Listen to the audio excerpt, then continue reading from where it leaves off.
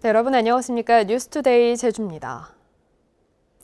최근 비자림로와 서귀포시 도시 우회도로 등 도로 공사를 놓고 환경 파괴 논란이 잇따르고 있는데요. 이번에는 제주 해군기지 진입도로 공사의 환경 영향 평가서에 멸종 위기식물 서식지가 엉뚱한 곳에 표시된 것으로 드러났습니다. 조인호 기자가 보도합니다. 서귀포시 강정동의 제주 해군기지와 일주도로를 잇는 진입도로 공사 현장입니다. 공사 현장 인근 강정천에는 환경부 지정 멸종위기 야생식물인 솔잎란이 서식하고 있습니다. 솔잎란은 줄기가 뿌리로 진화하는 형태가 남아있어 살아있는 화석이라 불리는 원시식물로 우리나라에서는 제주의 남쪽 해안에서만 발견됩니다. 습기가 많으면서 통풍이 잘 되는 곳, 직접적인 이제 햇빛 같은 걸 좀 가려줄 수 있는 그런 식물과 함께 사는 거죠. 강정천 주변 숲속에는 강정마을 사람들이 신목이라며 치성을 들여온 높이 11m, 굵기 6m의 단팔수가 있습니다. 이 단팔수는 나이가 500년 정도 된 것으로 추정되고 있는데요. 제주의 단팔수 중에는 크기가 가장 크고 모양도 독특해 천연기념물로 지정됐습니다. 문제는 이 같은 멸종위기 식물들이 분명히 해군기지 진입도로 교량 아래쪽에 서식하는데도 환경영향평가서에는 엉뚱하게도 교량 위쪽에 있다고 표시되어 있다는 것입니다. 이 때문에 2015년 통과된 환경영향평가에서는 멸종위기 식물이 교량과 도로 공사로 영향을 받지 않을 것이라는 결론을 내렸습니다. 하여튼 문제가 없다 이런 식으로 이제 통과시키려고 이 위치를 표기를 안 했을 수도 있고, 만일에 여기를 조사를 안 해보았을 수도 있고, 그런 두 가지 경우가 있는 거죠.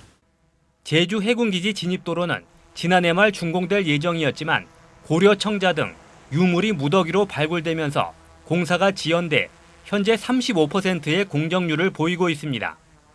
강정 진입도로와 강정천은 그 강정마을 분들의 소중한 공간입니다. 도에서는 강정마을 분들의 의견을 최대한 수렴해서 불편함이 없도록 해서 사업을 진행토록 하겠습니다.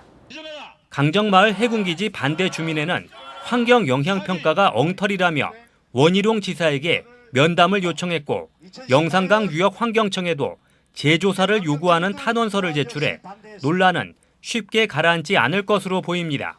MBC 뉴스 조인호입니다. 정의당은 어제 국회에서 제2공항 반대단체와 간담회를 열고 제주의 2개의 공항은 필요 없다는 것이 밝혀졌고 도민의 뜻도 같다면서 정부는 제주 제2공항 건설을 중단해야 한다고 주장했습니다. 정의당 심상정 대표는 우려스러운 상황은 현 공항이 아니라 제주가 포화되는 것이라며 국토부가 전략환경영향평가 부실 의혹과 입지 타당성 문제에 책임 있게 해명하라고 촉구했습니다. 올해 국세와 지방세 수입이 줄면서 제주도에 재정에 비상이 걸렸는데요. 내년에는 국비 확보가 더 어려울 것으로 예상되는 가운데 주요 현안 사업 추진에도 차질이 우려되면서 제주도와 의회가 대정부 협의에 나섰습니다. 오승철 기자의 보도입니다. 코로나19와 부동산 경기 침체로 막대한 재정 수입 감소에 직면한 제주도. 올 상반기 지방세인 취득세와 레저세가 570억 원 정도 덜 거쳤고 정부 보조금도 500억 원 넘게 감소했습니다. 문제는 올해보다 내년이 더 어렵다는 겁니다. 제주도는 내년도 국비사업 예산으로 1조 7천억 원을 각 부처에 요구했지만 2,100억 원이 삭감된 채 기재부로 넘어갔습니다. 4.3 평화공원 복합센터를 비롯해 버스 전용차로 시설비, 전기차 충전, 규제특구 사업비 등이 줄줄이 잘려나갔습니다. 이에 따라 원희룡 지사는 부랴부랴 기재부 안일환 제2차관과 예산실장 등을 만나 삭감된 사업비 반영을 요청했습니다. 부채에서 기재부에 넘어가지 못한 사업 위주로, 그렇지만 제주도 입장에서는 반드시 필요한 사업 위주로 이렇게 설명을 드렸습니다. 나름대로는 긍정적 의사를 표시했다, 이렇게 보고 있습니다.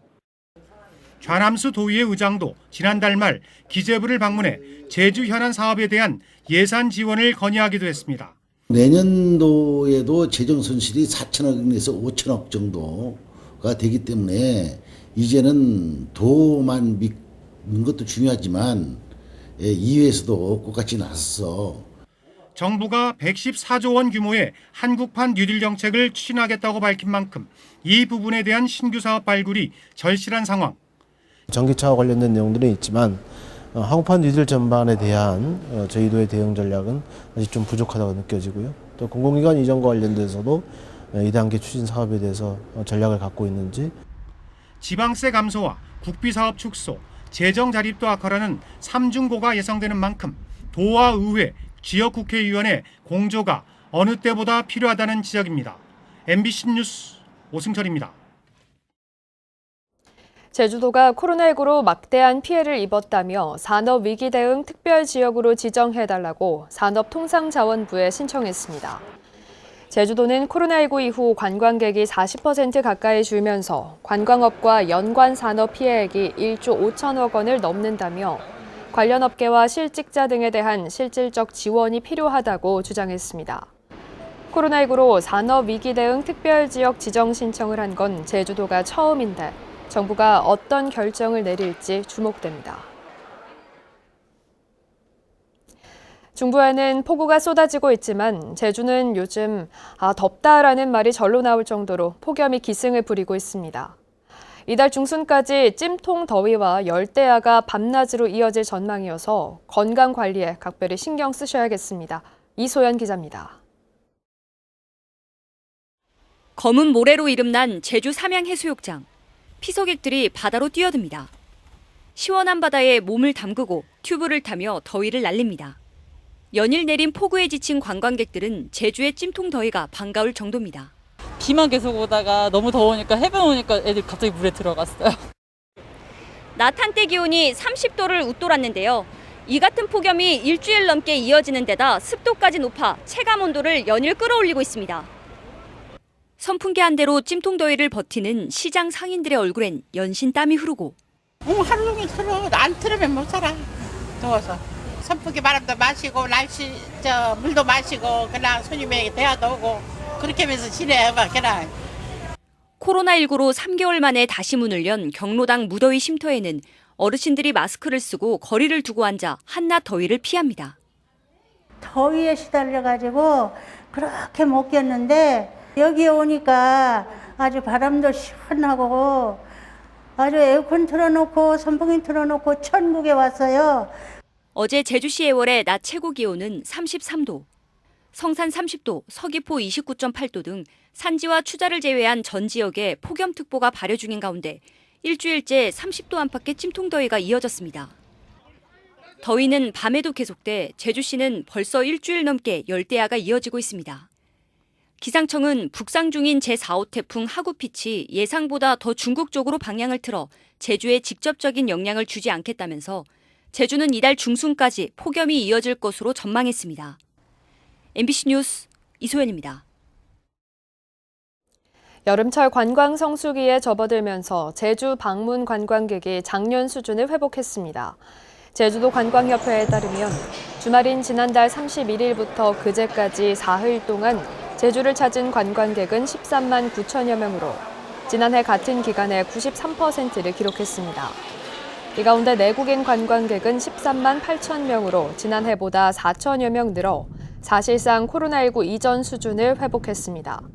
반면 외국인 관광객은 892명으로 무사증 입국 중단 등의 조치로 작년 같은 기간의 4.1%에 그쳤습니다.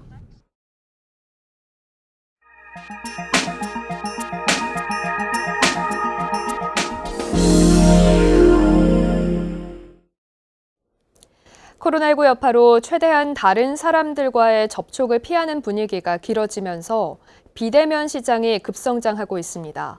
예비 창업가들은 비대면 방식에 눈을 돌리는가 하면 강원도는 전자상거래에 취약한 영세 소상공인을 위해 간편결제 플랫폼 구축에 나섰습니다.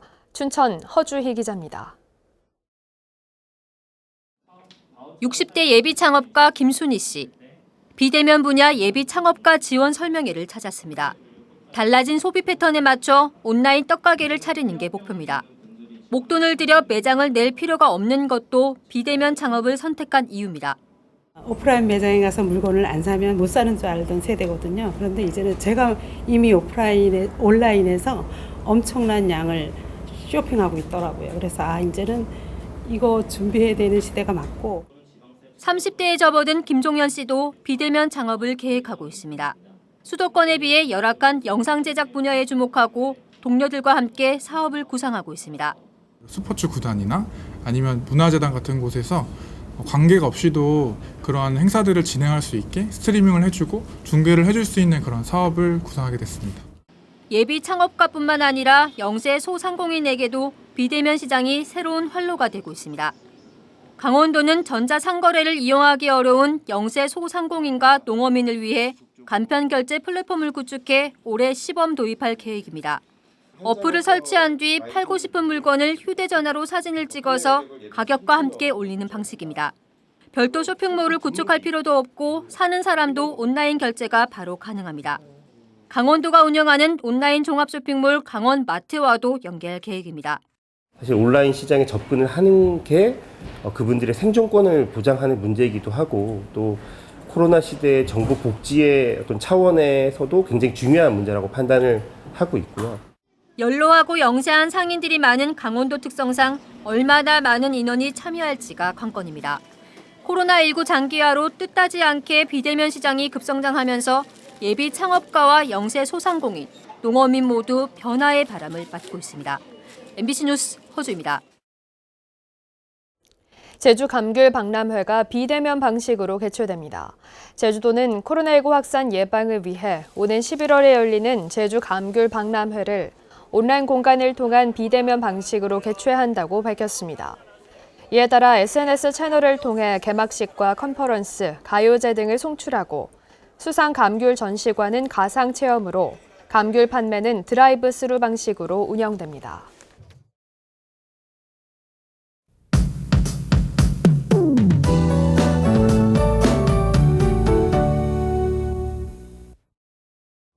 며칠째 중부지방에는 폭우가 쏟아지면서 비 피해가 계속 발생하고 있는데요.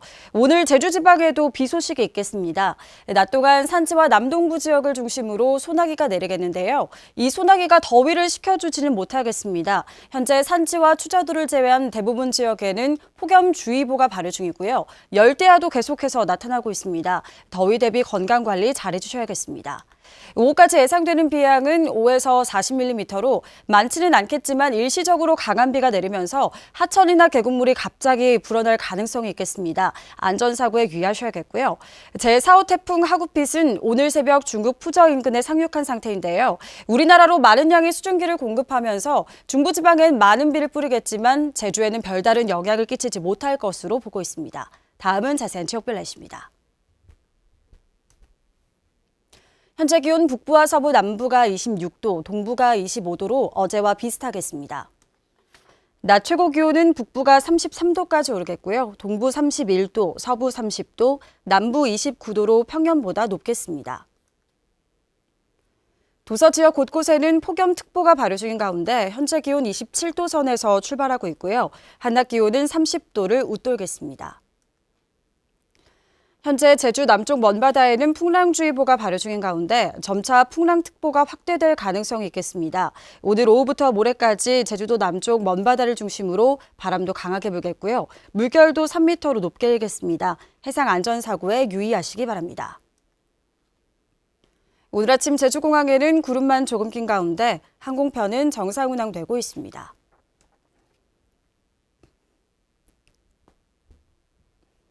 주간 날씨입니다. 당분간 폭염이 계속되겠고요. 목요일에는 비 소식이 있겠습니다. 날씨였습니다. 중국 녹지그룹과 제주 최고층 빌딩 드림타워를 개발한 롯데관광개발이 본사를 제주로 이전하는 작업에 착수했습니다. 롯데관광개발은 지난달 31일 이사회를 열어 주주 명부 폐쇄를 의결하고 다음 달 열리는 임시 주주총회에서 정관에 명시된 본사 소재지를 서울 광화문에서 제주로 옮기기 위한 절차에 들어갔습니다. 롯데관광개발은 드림타워 개발 사업비 1조 6천억 원 가운데 1조 원이 넘는 금액을 투자했으며 최근 카지노 이전에 따른 영향평가서를 제출한 데 이어 조만간 준공 허가를 신청할 계획입니다. 제주시가 레저 스포츠 허가와 관리를 위한 관련법 제정을 건의했습니다. 안동우 제주시장은 어제 오영훈 국회의원과의 정책 간담회에서 최근 짚라인과 레저용 사륜차 업체 4곳이 들어섰지만 등록과 설치 기준 등에 대한 법적 근거가 없다며 이에 대한 법령 제정을 요구했습니다. 또 국민체육센터 건립과 제주 보육원 개축 등 6개 현안 사업의 국비 확보에 협조해달라고 요청했습니다. 제주시는 오는 11일에는 송재호 의원과도 간담회를 열 예정입니다. 제주도가 오는 10월 200억 원 규모의 지역화폐를 발행하기 위한 지역화폐 발행 조례를 입법 예고했습니다. 지역화폐는 대형마트와 유흥업소를 제외한 도내 가맹점에서 사용할 수 있는 카드와 모바일 전자상품권 형태로 발행되며 사용자는 10% 할인된 금액으로 물품을 구입할 수 있습니다. 제주도는 오는 2022년까지 발행 규모를 3,700억 원으로 늘릴 계획입니다. 뉴스투데이 제주를 마치겠습니다. 시청해주신 여러분 고맙습니다.